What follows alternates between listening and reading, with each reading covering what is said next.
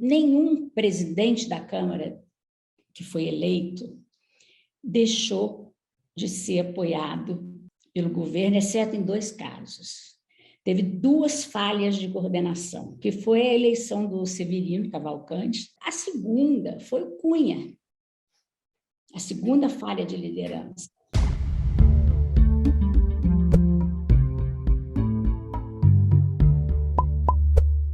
Câmara dos Deputados, uma instituição relacionada ao poder legislativo no Brasil, que carrega consigo um regime bicameral, portanto, 2 casas legislativas no poder legislativo da União, no poder legislativo federal, composto por um órgão que representa os estados, o Senado, e um órgão que representa a população dos estados, a Câmara dos Deputados. O Brasil entrevista Argelina Chebub Figueiredo, cientista política. Professora, faz sentido existir uma lógica bicameral num país como o Brasil ou nos países federativos em geral? E o que significa ter um organismo que represente a população dos estados junto à lógica da União ou junto à lógica nacional? Olha, eu acho que o bicameralismo faz sentido. E em um país federativo, eu acho que ele é quase que um imperativo, porque a Câmara Baixa, a Câmara dos Deputados, e inclusive aqui eu vou aproveitar para fazer uma retificação a muitos jornalistas e até cientistas políticos que falam Câmara Federal. A Câmara não é federal, a Câmara é dos deputados, e está errado falar Câmara Federal, porque ela representa, como você falou, a população como um todo, e, na verdade, ela representa, devido ao nosso sistema eleitoral, 100% da população, porque a gente não pode dizer, por exemplo, que uma Câmara, uma casa legislativa que tem representação majoritária, ou seja, o chamado voto distrital, aqui conhecido, ela não representa 100% da população, porque ela, na verdade, representa a maioria de partes da federação ou do país. Quer dizer, então, nós temos um sistema proporcional que realmente dá um fundamento para essa afirmação de que a Câmara representa 100% da população. Então, o Senado seria, então, a Câmara Federativa, e por isso ele é chamado Senado Federal. Eu queria acrescentar que, no caso do Brasil, tem mais uma outra instância legislativa nacional, que é o chamado Congresso Nacional, que é como se fosse uma terceira Câmara, porque o Congresso ele reúne a Câmara e o Senado para algumas decisões. E eu acho que isso pode gerar uma discussão mais tarde, quando ele reúne as 2 casas, a do povo e a dos estados, ele toma decisões principalmente com relação à distribuição de recursos orçamentários, porque todas as decisões relativas a mudanças mudanças feitas por legislação sobre o orçamento aprovado é feito pela Câmara e pelo Senado numa avaliação conjunta, numa apreciação conjunta. Então, a gente poderia dizer que a gente tem três câmaras quase, não são 3 casas legislativas, mas 3 instâncias decisórias, né? A Câmara dos Deputados, ela tem uma importância muito grande, porque é por ela que entram todos os projetos que vêm do Executivo. O Executivo brasileiro tem razões especiais, poderes especiais em relação a outros executivos, porque ele tem poder de iniciativa exclusiva em muitas matérias.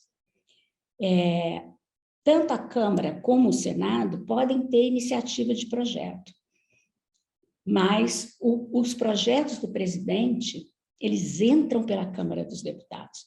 Então, como uma representante do povo, e dentro de uma democracia, você pode dizer que cada cidadão tem um voto, cada voto corresponde a um cidadão. Então, essa Câmara, ela, como representativa do povo, ela é a primeira a avaliar as propostas que vêm de um poder que é majoritário, que é o Poder Executivo. Angelina, tendo em vista que nós temos essa entrada dos projetos do Poder Executivo, quando enviados para o Congresso Nacional, pela Câmara dos Deputados, qual a importância da lógica da articulação política do Poder Executivo junto ao Poder Legislativo e, predominantemente, no caso dessa minha pergunta, em relação à Câmara dos Deputados, o quanto, por exemplo, é importante ter um grande líder de governo, o quanto, por exemplo, é importante ter uma sintonia minimamente razoável com o presidente da casa, né? Quer dizer, o que o Poder Executivo tem que fazer para conseguir dar entrada, né? E não saber que vai perder, por exemplo, ou ter minimamente uma chance de que suas ideias prosperem nessa primeira casa que vai apreciar suas ideias. Tá, nesse ponto, eu digo que essa primeira casa é realmente decisiva para os resultados legislativos. Para você ver a importância da Câmara e como representante do povo e a necessidade de articulação com o governo para fazer políticas, é uma coisa que eu colocaria assim, primeiro num contexto mais amplo de democracia, né? Existe sempre uma tensão na democracia e uma busca constante, incessante, de buscar um equilíbrio entre representação e o que a gente chama de governabilidade, tá? Pela representação, você tem que, de fato, refletir a Câmara, o Legislativo, refletir preferências do eleitorado e, ao mesmo tempo, ser responsivo a essas preferências, né? Da parte do Executivo, ele tem que garantir um governo que não é totalmente inepto, ineficaz, omisso. Ele tem que fazer políticas públicas, né? Então, a produção de políticas públicas depende dessa articulação. Aí vem mais uma, quer dizer, sendo assim, a organização interna do Legislativo, como se faz a distribuição de poderes no interior do Legislativo, vai ser muito importante para essa articulação. Aquela ideia antiga que no Brasil o presidente se relacionava com 513 deputados, e ela é tão antiga que na época falava 503, individualmente, ela caiu por terra há muito tempo, né? Se você não tiver uma distribuição de poderes entre partidos, do governo, fora do governo, lideranças, você não tem um processo decisório que vá chegar a termo, né? E isso até em termos mais formais, você tem um ciclo de decisões que umas vão anulando as outras, né? Então, nesse sentido, esse contexto institucional no Brasil, em que a presidência da Câmara, acho que é outra coisa que a gente vai conversar, o líder do governo, o líder da minoria, os líderes partidários, eles têm um papel fundamental nessa articulação com o Executivo. Do lado do Executivo, nós temos o que a gente chama de presidencialismo de coalizão, mas que eu que trabalhei muito com essa mesma terminologia. Hoje, eu acho que, quer dizer, o presidencialismo brasileiro, que é de coalizão, ele tem determinadas características, mas que, para mim, elas não são peculiares do presidencialismo necessariamente, mas sim de governos de coalizão. Quando um presidente é minoritário, por causa dessa busca de produção de políticas, para ele deixar de ser um não governo, ele precisa procurar formar uma maioria. E aí, para ser mais precisa, isso se ele já não tiver uma maioria em termos de coincidência de preferência, tanto com a maioria de partidos quanto com a maioria de parlamentares. Então, você pode ter um eleitor mediano ali, cujas preferências estão muito próximas do governo, aí ele pode governar minoritariamente, porque ele vai mandar e ele sabe, ele manda para o centro e o centro vai se agregar. Se ele não tem isso, ele tem que formar uma maioria. E aí, o governo de coalizão é a forma de... Quer dizer, uma coalizão de governo, na verdade, é a forma de fazer isso, que você compromete os partidos, e não parlamentares, a fazerem parte do governo. Esse compromisso deve ser entre o partido e o governo. Tanto que, por exemplo, nas minhas classificações de coalizões no Brasil, eu não levo em conta se o cara é filiado a um partido, mas sim se o partido tomou a decisão nas suas esferas internas para participar do governo. Quer dizer, eu dou sempre um exemplo, o Bernardo Cabral era do PMDB, mas era do PMDB, mas o PMDB era o principal de partido de oposição ao Collor. Então, você não pode dizer que o PMDB estava no partido do Collor, ele estava na coalizão do Collor. E, da mesma forma, o DN estava em todos os governos do período 46-64, mas o partido nunca entrou no governo e era a principal oposição. Argelina, perdão interrompê-la, mas o contrário também acontece. Quer dizer, o partido nacionalmente faz um discurso dizendo que não é do governo, mas entrega muito para o governo dentro da Câmara dos Deputados, por exemplo. É possível encontrar exemplos desse tipo? É possível se esse partido ele tem razões eleitorais para não se identificar com o governo e, ao mesmo tempo, tem preferências que são parecidas, pelo menos, a parte de uma agenda do governo. Eu acho que o Rodrigo Maia, no primeiro ano dele, do governo Bolsonaro, o partido não se dizia no governo e estava atuando numa das agendas do governo, que era a agenda econômica, mas não na agenda de valores. Aí depois eu queria falar um pouquinho da característica, assim, da especificidade do governo Bolsonaro. Mas, enfim. Então, nesse contexto institucional que nós temos não, que vem dessa imperativo democrático, imperativo político, que é de você ter que arranjar, ter que construir apoio, né? E nesse contexto institucional,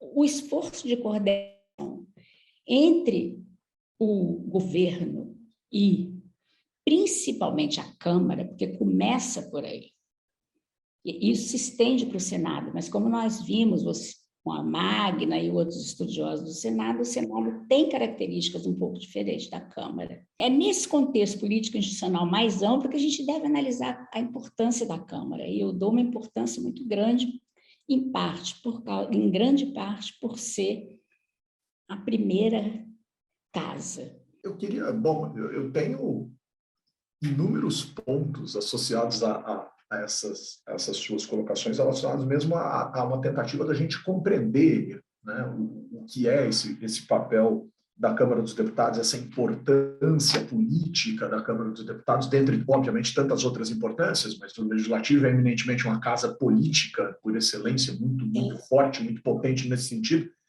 Eu não vou nem mostrar aqui o meu mapinha mental, né, minhas flechinhas e minhas anotações em relação às colocações feitas aqui, mas eu queria entender alguns pontos. O primeiro ponto é, tendo em vista essa importância institucional e essa figura absolutamente central do presidente da Câmara nessa história, não que o líder também não que os líderes partidários, mas acho que a gente também pode falar sobre eles, mas fica a sensação, Angelina, que a eleição para presidente da Câmara, da Casa do Povo, passa muito longe, por vezes, de um debate nacional mais amplo e parece muito concentrado na tentativa de resolver soluções intraparlamento, quer dizer, de vantagens que possam ser obtidas. Eu vou usar um exemplo clássico, que é o da aprovação das tais emendas impositivas, que entrou na pauta de vários candidatos a presidente da Câmara dos Deputados durante muito tempo e, num determinado momento, conseguiu-se aprovar isso, né, e fazer com que essas emendas fossem minimamente garantidas para o conjunto dos parlamentares. E os interesses do Poder Executivo. Quer dizer, não é incomum no noticiário dizer que o presidente da República ou a presidente da República, seja quem for, tem seu candidato predileto e, em alguma medida, faz campanha para essa pessoa. Às vezes, inclusive, sendo atacado pela própria Câmara, dizendo: oh, você está atravessando o sinal aí, você está indo além do que deveria no que diz respeito às suas estratégias de eleger o seu aqui dentro.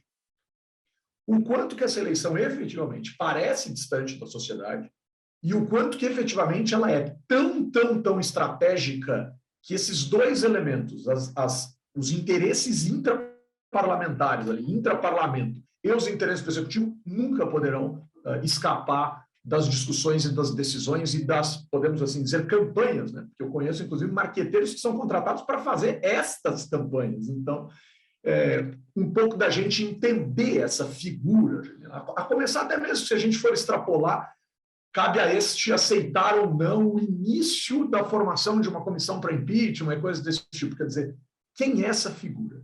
Eu acho que o sucesso de um presidente da Câmara, no sentido da sua eleição, ele depende de duas coisas, que é o apoio interno que ele tem e que mudam ao longo do tempo, o apoio interno e o apoio que ele tem do executivo. E, novamente, eu vou linkar o apoio, a importância do apoio do executivo a essa busca de articulação. Porque é interessante que uma característica do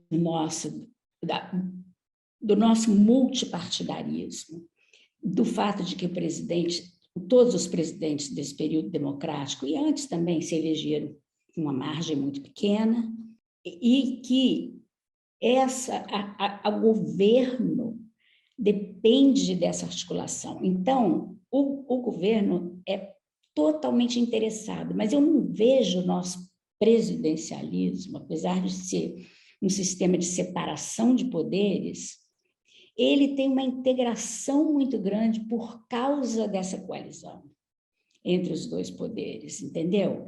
Então, em momentos passados, eu até falei, um dos primeiros trabalhos que eu escrevi, eu comparei com produção legislativa com países parlamentaristas.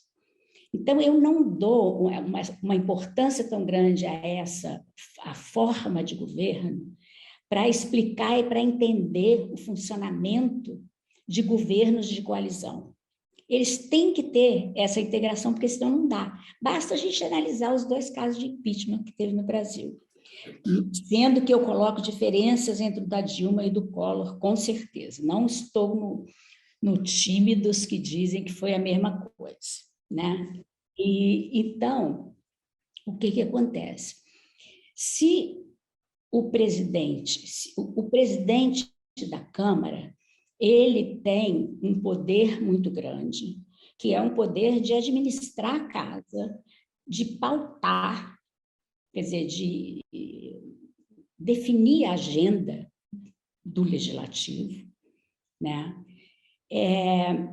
E ele também tem o poder de liderar os líderes de articular isso. As maneiras que os presidentes que passaram por aqui são diferentes.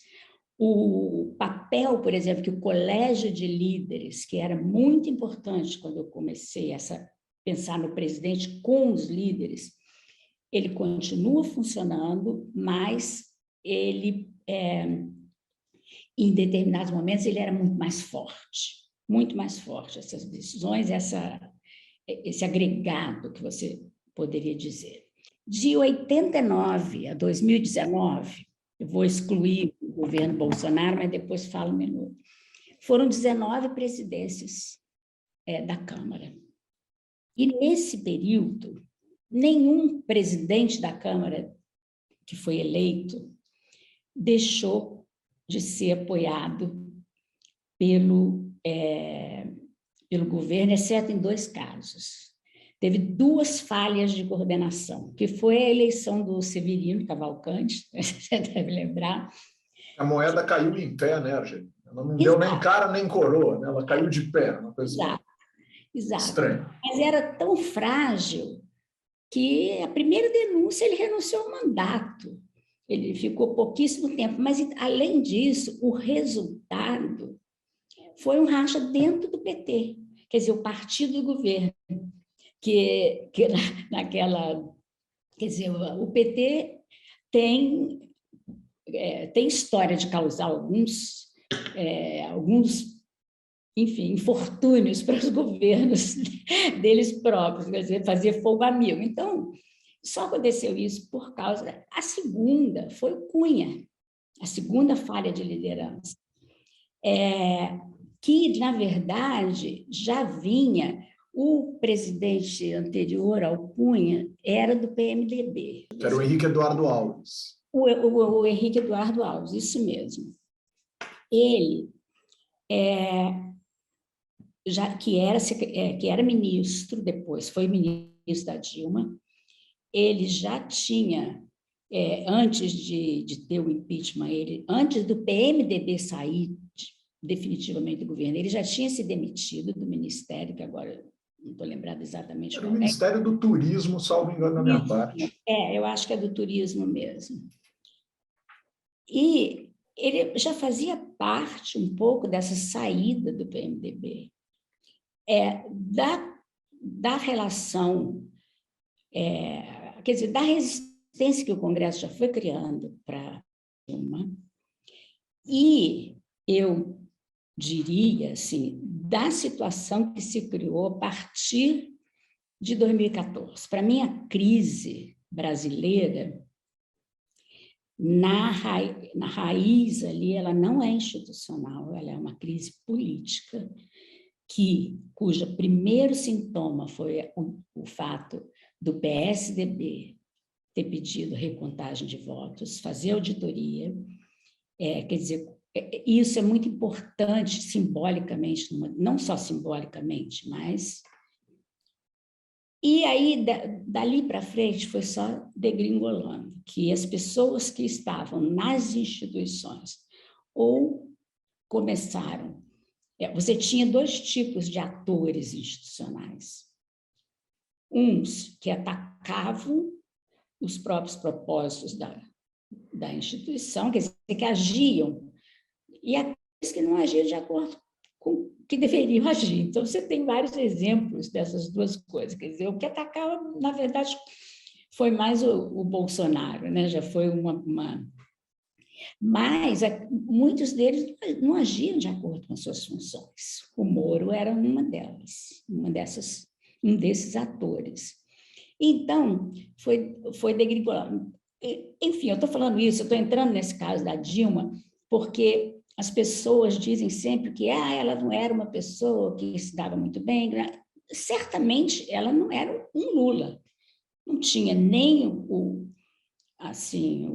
carisma e muito menos a capacidade de negociação e tudo do que o Lula. Mas não é isso que derruba uma pessoa. Então, eu acho que houve mesmo, quer dizer, o Temer não agiu como um vice-presidente, o Moro não agiu como juiz, O STF não agiu como órgão, Corte Suprema em alguns casos, enfim. Mas, Argelina, nesse ponto em específico, o que a gente percebe nessa sua fala, sobretudo, então, em relação a essa crise política, que começa em 2014 predominantemente, para mostrar, ou que mostra a força do presidente da Câmara, sobretudo a partir do instante em que foge do controle da agenda do Executivo, conseguir que essa figura tenha o seu apoio, né, e aí elege-se Eduardo Cunha, como você bem observou, numa condição muito diferente e de um impacto infinitamente distinto e maior do que a eleição do Severino Cavalcante para o próprio Poder Executivo. O que a gente poderia falar de uma figura, Argelina, que venceu essa eleição 3 vezes, ou seja, definitivamente habilidade política um sujeito desse tem, e estava, não vou nem dizer no banco de reservas do Poder Executivo, mas estava no time do Poder Executivo, que era o presidente Temer. Quer dizer, o Temer, em alguma medida, não poderia ser, como talvez ele até tenha sugerido naquela carta, e depois foi até institucionalmente, de maneira formal, mas sem nunca ter sido, de maneira efetiva, um grande articulador político para o governo. Quer dizer, o que faltou? Faltou desacreditar nessa figura política como um grande agente articulador, ou talvez a história não seja exatamente essa? Para conter até mesmo Cunha. Que o Temer não agiu como vice-presidente, a Dilma, em algum momento da dificuldade ali, ela tentou incorporar o Temer nessa tarefa de articulação política, e ele chegou a entrar em algum momento, eu acho que ele achou que não era a época. E ele, como presidente da Câmara, os 3 mandatos dele, ele entrou em momentos... no terceiro, foi um mandato, foi um momento que era importante ter uma pessoa como ele, porque ele foi no Lula, né? E num momento em que a mudança da tramitação de medidas provisórias estava atrapalhando o governo, porque com o trancamento da pauta. E foi o Temer que achou uma solução jurídica para desafogar o processo decisório ali. Então, ele tem uma capacidade de articulação grande, tão grande que articulou agora também com o Bolsonaro e o ministro Alexandre de Moraes. O Temer destravou tramitação, né? Era um processo que travava a tramitação, e ele conseguiu dar uma interpretação de que as agendas poderiam seguir. Isso. Pois é, isso foi muito importante para um presidente da Câmara fazer isso. Agora, o que eu estou querendo mostrar é assim, eu não sei se a gente pode exigir, eu acho que às vezes a gente tem uma exigência muito grande com relação a como deve ser a discussão. Quer dizer, tem uma hora que tem que ser... A discussão tem que ser dentro do Congresso. Eu não sei se uma discussão para presidente da Câmara pode reverberar para a sociedade. É politizar, ou melhor, é ter um suposto de que a sociedade é muito politizada, e as pessoas não são. Eu acho que isso fica mesmo no contexto ali do governo, mas se a gente comparar com outros países, e se a gente pensar assim, que o primeiro-ministro, por exemplo, é um cara do legislativo, essa integração é muito maior. E se a gente pensar que nós precisamos produzir políticas públicas, tem que ter essa articulação, tem que ter uma certa integração entre governo e legislativo. Agora, o que talvez, eu acho que certamente tem, eu não sei se deve ficar na mão do presidente a decisão sobre impeachment. Por outro lado, se você põe as mesmas pessoas que vão no final votar, que conselho é esse, que grupo que é esse que poderia assessorar? Não dá para saber muito bem, porque o presidente da Câmara, ele pode não aceitar por boas e por más razões. Argelina, se a gente olhar para dois pontos que você enfatizou ou observou na sua fala. Primeiro, a questão do pluripartidarismo existente na nossa Câmara. Se a gente considerar um cálculo que a ciência política usa, né, que é o cálculo dos partidos efetivos, né, ou seja, os partidos que de alguma maneira têm peso na tomada de decisões ou na busca por algum tipo de decisão dentro de um parlamento, a gente sai de um total de aproximadamente, arredondando grosseiramente, de 7 partidos efetivos no governo Fernando Henrique, para um total, nos 2 primeiros anos do governo Bolsonaro, de 17 partidos políticos. E a gente fala muito das dificuldades do presidente Jair Bolsonaro governar, sobretudo no que diz respeito à sua relação com o legislativo. Não vou nem falar da relação dele com o judiciário, vou ficar só na relação dele com o legislativo. Mas ele tem uma dificuldade. Essa dificuldade é dele ou o instante é de muita dificuldade também por conta desses 17 partidos? Essa é uma questão. E, recentemente, faz alguns meses atrás, quando explodiu essas denúncias associadas à existência de um orçamento secreto, né, falando de emendas do relator, que não vem ali com o nome do deputado, enfim, o presidente nacional do PSDB, deputado Bruno Araújo, de Pernambuco, disse que essa lógica do orçamento secreto acabou ou esfriou muito, ou arrefeceu demais o poder, a força do líder do partido sobre a indicação de voto da sua bancada. Faz sentido dizer, então, e aí o ex-ministro Tarcísio de Freitas já andou dizendo que o orçamento secreto é um avanço institucional, é um aprimoramento institucional da lógica orçamentária. Faz sentido algo desta natureza, né, no que diz respeito a essa nova forma de relação em termos orçamentários, né, e o quão mais difícil é efetivamente se governar quando se salta de 7 para 17 partidos efetivos?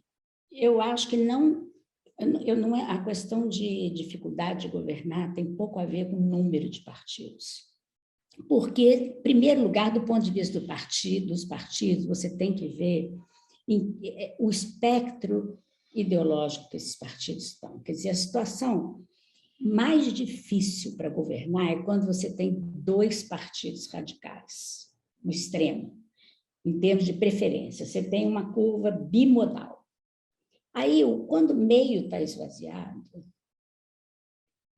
é impossível governar, que eu acho que foi uma boa parte do que aconteceu em 64.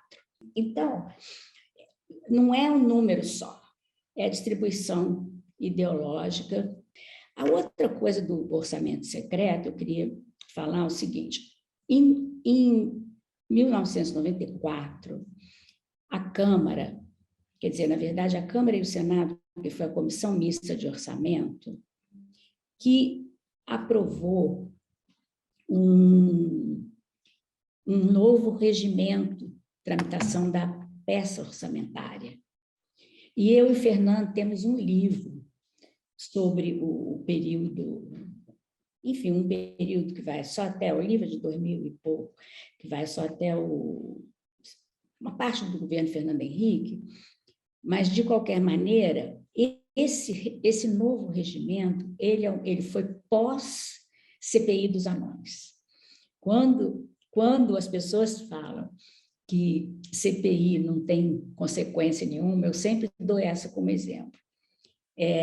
Primeiro que mudou a legislação interna, regulamento interno. Segundo, cassou 6 deputados, inclusive o Ibsen Pinheiro, que era presidente da Câmara, foi cassado. E mudou o processo orçamentário para um processo muito mais aberto, muito mais legítimo, que tanto as bancadas quanto os partidos tivessem um poder maior. E eu analisei os dados orçamentários de 91, 92, 93. Você precisava de ver o que era a emenda do relator. Era esse orçamento secreto, porque era isso, o relator punha tudo ali dentro, o que ele queria e passava. E foi isso que, como na época o relator era o Alves, né? Por isso que eles chamavam dos anões do orçamento, né? Que era uma pessoa de baixa estatura, hoje em dia tem que se dizer assim, mas foi a coisa da CPI, é o que está acontecendo hoje. É diferente daquela votação para orçamento impositivo, que só foi para emenda parlamentar individual. Aí depois teve a de bancada, que, na verdade, são as emendas que realmente são mais volumosas, né? Agora, o orçamento secreto é uma reedição do orçamento anterior à CPI dos anões. Deixa eu terminar essa nossa conversa com uma questão sobre a Câmara dos Deputados, mas menos associada aos seus procedimentos internos, à sua lógica de funcionamento, ao seu papel absolutamente estratégico em termos políticos e institucionais, mas olhando um pouco para a sociedade. Por que, Argelina, ao seu modo de ver, uma dificuldade tão grande de parcelas da sociedade entenderem, ou minimamente legitimarem, ou minimamente avaliarem de alguma forma um pouco positiva que seja a Câmara? É dada essa diversidade, é dada a incompreensão desse papel estratégico, é dada a percepção de que o presidente é um super-herói que não pode ser contrariado e que não pode encontrar resistência, enfim, com todas as pesquisas que você faz e tem feito ao longo da sua história acadêmica, bastante concentrado em entender mesmo essa lógica do poder legislativo e sua relação com o executivo, por que a sociedade talvez, ou por vezes, se sinta tão distante da onde ela deveria se sentir mais próxima? A primeira coisa que eu acho que tem influência nisso é que você elege seu deputado, mas as decisões dependem de mais 500. E as pessoas não têm confiança na capacidade dos outros escolherem. Isso, na verdade, no Brasil, não só essa questão de confiança interpessoal, você fala, eu sei escolher, mas os outros não sabem. Então, você tem uma coisa que tem a ver com a visão elitista, por exemplo, de que o pobre não sabe votar, que o pobre vota para receber um poço, enquanto que isso é considerado degradado, enquanto o empresário vota não só com o voto, mas com o dinheiro para conseguir benesses para você. Então, isso aí está acho que está enfim, na base do que tem. A outra coisa, como eu já tinha falado isso, o legislativo é muito mais transparente do que o executivo. Então, você não sabe das fofocas de como... você não participa... Eu sei que o legislativo tem também conversas de bastidores, óbvio, tudo, mas na hora de tomar a decisão, eles se expõem. E a luta legislativa entre oposição e governo, ela tem por fim, no caso da oposição, expor cada vez mais as coisas que ela é contra. Então, eu acho até que é meio paradoxal, quanto mais democrática uma sociedade do ponto de vista transparência, possibilidade de accountability e etc., maior visibilidade das decisões, menos essa sociedade, menor a confiança na sociedade. O que acontece também, por exemplo, com a visão de corrupção, percepção de corrupção.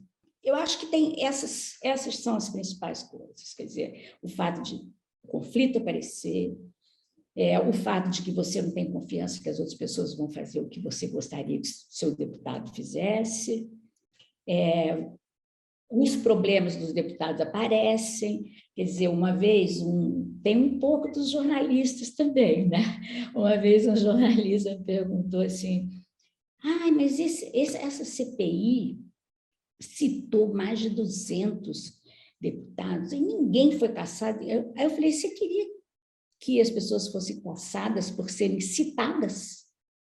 Entendeu? Então, é uma coisa, eu acho que a imprensa não...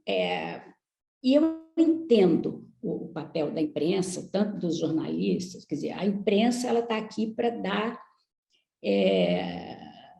evidência de fatos que, na verdade, são mais extraordinários do que ordinários. Então, sabe, tem que ser uma coisa da sociedade, por isso que eu acho que é importante que a gente fale. Tem que ter uma desmistificação do que o senso comum pensa. Exato. Na Alemanha, um parlamentar uma vez me disse que ele trabalhava 3 dias por mês dentro do parlamento, mas que isso não tirava, não podia arrefecer a ideia de que ele trabalhava. Ele falou, eu venho aqui, me reúno com o partido, no dia seguinte me reúno com as comissões das quais eu faço parte, no outro dia eu estou dentro do plenário, tudo se resolve, mês que vem eu volto. Mas a gente tem essa visão, senso comum de que 8 horas por dia, bater o cartão, tá? O dia que uma pessoa acompanhar um deputado federal na sua rotina, goste ou não goste dos assuntos que ele vai tratar, eu tenho certeza que essa pessoa chegará no fim do dia cansada, né? Mas é muito significativo. E que ele é um representante, ele tem que ter contato com seus representados. O trabalho dele não é só dentro da Câmara. Eu acho que 3 dias de trabalho são mais do que suficiente para tomar as decisões, e eles sabem de tudo. A presença no plenário, as pessoas não sabem que o deputado está lá ouvindo aquela coisa, e quando é importante ele vai, porque ele já sabe tudo que os outros pensam. Agora, o deputado precisa estar lá falando, os discursos precisam estar vistos, porque o povo tem que tomar conhecimento. Agora, eles próprios já sabem, enfim. Tem muita mística em torno disso, e eu acho que às vezes eu acho que nós brasileiros somos um pouco exigentes demais com os nossos representantes, apesar de não darmos, às vezes, a retribuição que eles merecem, tanto para o mal quanto para o bem. Enfim. Muito bom. Angelina, eu vou fazer uma confissão pessoal aqui e vou deixá-la registrada na entrevista. Claro que eu não preciso nem dizer da admiração pelo seu trabalho, de como você escreveu e produziu, e do quanto isso serve à ciência política e o país como um todo, em todas as discussões, dentro e fora da academia, de uma maneira absolutamente emblemática. Mas eu já devo ter aqui no Canal Brasil aproximadamente 50 entrevistas, e esta foi, sem dúvida nenhuma, aquela que eu saí com mais perguntas que eu ainda gostaria de fazer. Isso não significa que a gente não tenha tido uma conversa excepcional, mas que eu acho que essa entrevista tem que receber o nome de capítulo 1, e eu vou sugerir aos nossos produtores que a gente tenha um capítulo 2, porque definitivamente o tema é muito, muito, muito importante e interessante, e a sua forma de abordar é uma forma muito especial. Então, eu lhe agradeço muito pela possibilidade de nós termos tido essa conversa, e tenho certeza que ela servirá para adensar ainda mais um debate essencial à sociedade. Muito obrigado. Eu também te agradeço muito, Humberto, obrigado pelos elogios, mas concordo inteiramente que essa questão é fundamental.